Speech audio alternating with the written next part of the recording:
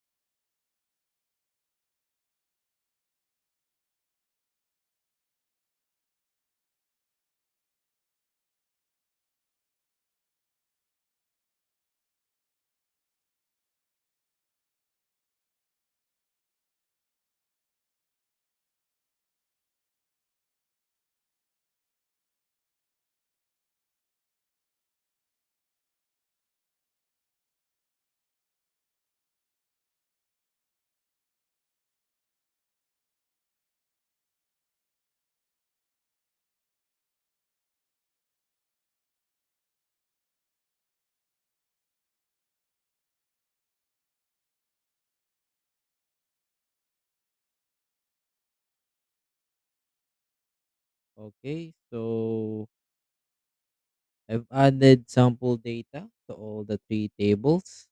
Now in the relationship tools, I'm linking customers to sales on customer ID and linking products to sales on product ID, enforcing referential integrity for both. Okay, so moving on to the queries. First, the query sales details. So this query joins all three tables to show the customer name and product name for each transactions. The second is the query total sales per product. So this is the totals query that groups by products and sums the quantity and total sales to find the best selling item. Third is the query top customers. This also uses a total query to find our highest value customers by summing their total spending and sorting it in descending order. The fourth is the query low stock. So this is a simple query with a criteria less than or equals to 10. This shows all products that needed to be reordered. And fifth, this is the parameter query.